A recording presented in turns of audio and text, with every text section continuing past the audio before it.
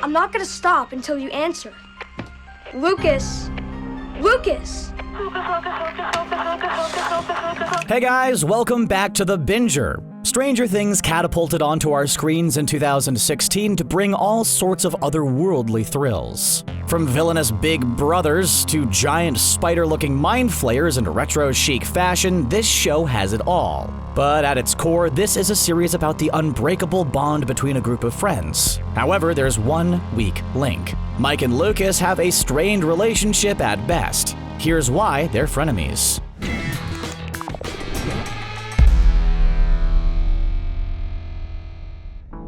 Mike hates Max. When Max entered onto the scene in Season 2, Mike couldn't see what the big deal was. All of a sudden, his safe circle of friends was being infiltrated by a newbie that he didn't much like. Did you agree to this? What's more, he had to watch Dustin and Lucas fawn over her like lovesick puppies. Mike has always had a disdain for Max, probably because she took all the attention away from what he thought was important. Mike only wanted one girl in the group and saw confident Max as a threat to their status quo. Obviously, this causes problems as Lucas and Max end up in a relationship. Everybody knows it sucks when you have a BFF that hates your GF, but that's just the way the cookie crumbles in this scenario. While Mike learns to tolerate Max, there's still a disconnect there, and they'll never be best buddies. What does this mean for him and Lucas? Well, it doesn't take a genius to figure that one out. Their relationship was rocky anyway, even before this redhead walked in. Their personalities clash. You know when you get two magnets in science class and you put both same ends together? They shoot across the room faster than you can bolt out of detention. It's the same with Mike and Lucas. Although neither would admit it, they're a lot alike. Both want to be leaders and take charge. They're both opinionated, strong-willed, and stubborn. So when they fight in the junkyard scene, it's like Clash of the Titans. Out of all the kids, these two are the ones that are capable of standing up and taking control of the situation. The only thing that they can't dominate is each other, so there's a constant battle of wills going on. Dustin and Will are way more subservient and happier to follow than Mike and Lucas, who both feel like they need to be hatching plans. Even Eleven is happier to go with the flow, and she's the one with all the powers. It just goes to show that while Mike and Lucas may seem fundamentally different, they're just two sides of the same coin, or two negative magnets with no hope of clicking.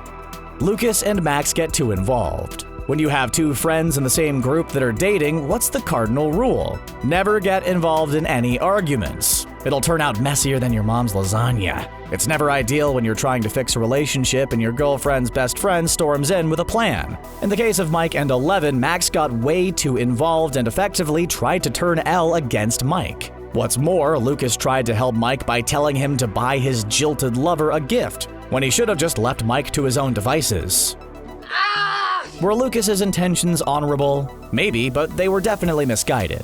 Sometimes the best thing you can do for somebody is to let them get on with things themselves. Both Lucas and Max are to blame for this one. Things wouldn't have gotten nearly as messy if Lucas was a true friend and just let Mike deal with it at his own pace. You can't tell us we're wrong.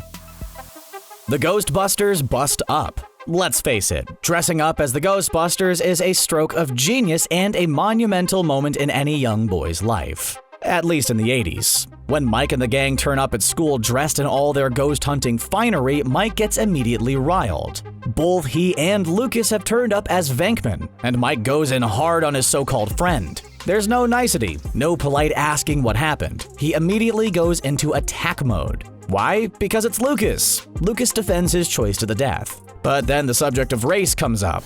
Because you're not black? Both Will and Dustin don't understand what the big deal is, and why there can't be two Venkmans. But either way, somebody did this on purpose. Either Mike or Lucas is lying about who was pegged to be the character originally. Which one was it? We'll never know. Do you ever get the feeling that they just like to be at odds regardless of what the situation is? It certainly seems like it.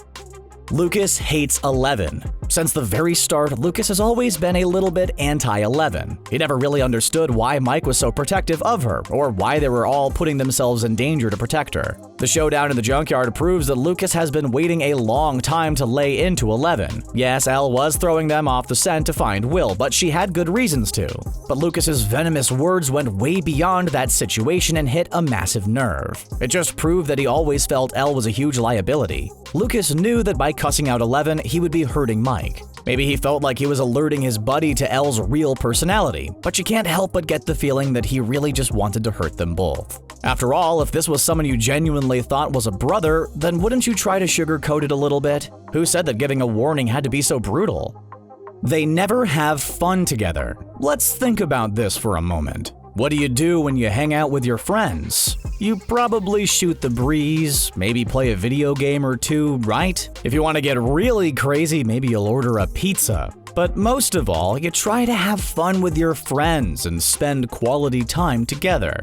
Of course, things are a little different for Mike and the gang as they're battling things that kids should never have to battle. But when we look at the bigger picture, Mike and Lucas just don't seem to enjoy each other's company in the slightest. They're constantly at each other's throats. Even fun things like the GHOSTBUSTERS costumes end up being a complete drag once they get going. If they were real friends, wouldn't they listen to each other more and take time to smell the roses? Or in this case, the egos? There's a lot more to life than arguing over girls and mind flayers. But these two just don't seem to get it at all. They're too set on their own agendas to ever see what's going on around them.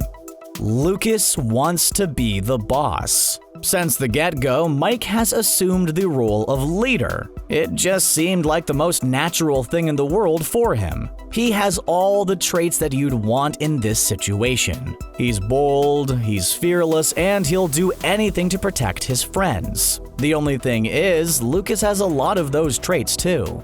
But he's way more aggressive about it. If this were a pack of wolves, Lucas would have challenged Mike a long time ago, and the whole thing would have been settled after a few scratches. But because they're kids, it's way more passive-aggressive, and results in a lot of digs and I told you so's. Lucas wants too badly to be given the reins of the entire operation, but Mike is stopping him from getting that promotion. Will he ever be the one to call the shots? Probably not. Because Mike has one thing Lucas doesn't: 11. And that's a pretty powerful weapon to have on your side. Lucas does have Max, but as brave as she is, she can't move things with her brain. We know which one we'd pick to back us up. They don't trust each other. It might sound super corny, but hear us out. There's a reason why people place such an emphasis on trust in any relationship. You can't have a romantic relationship without it, but you can't have a friendship without it either. What's the point in being really close to someone if you don't feel like they've got your back in any situation that comes your way? This is especially true when you find yourself trying to save the world. One of the biggest problems with Mike and Lucas is that they don't trust each other. That's what it all comes down to in the end. Lucas doesn't trust Mike to lead as he thinks he's too clouded by his love for 11. And Mike just doesn't trust Lucas. Why? Because he thinks he's doing everything that needs to be done to protect the group and the world. Who knows, maybe they need a therapy session with a talking stick to try and mend their fences. At this point, it can't hurt. When you're at the bottom, the only way to go is up. They both like hurting other people. We're not saying that Mike and Lucas aren't good people at heart, but they're also teenage boys. When they both get bogged down in their relationship drama in Season 3, Will decides to take matters into his own hands. He dresses up as Will the Wise and does his best to distract his buddies and make them have some fun. It would probably work on most people, but Mike and Lucas are really mean to the poor guy. As if he doesn't feel stupid enough dressed like a wizard, Will has to deal with his buddies sabotaging the game and ruining the entire thing. What's worse, Lucas and Mike actually bond over this cruel moment. They have this in common, but it highlights their relationship and how they act with each other. What does it say about them that the only time they have fun together is when they're hurting somebody else's feelings? That is when you know you're scraping the bottom of the barrel. They're simply unable to enjoy one another's company without deflecting it onto something else somehow. Poor Will.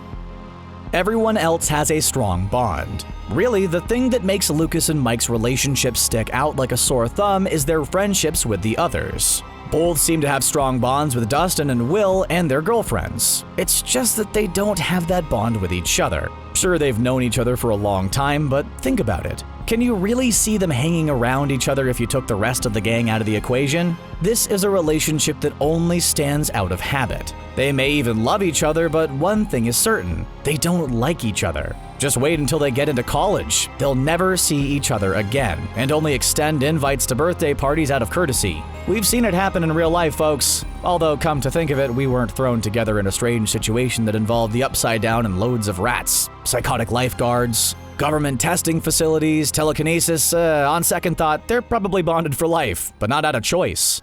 Well, there you have it, folks. What do you think Mike and Lucas need to do in order to get their friendship back on track? Do you think they really don't like each other, or is it more complex than that? Sound off down in the comments. Before you go, be sure to hit that subscribe button and give this video a big old thumbs up. Until next time, thanks a lot for watching. We'll catch you on the flip side down.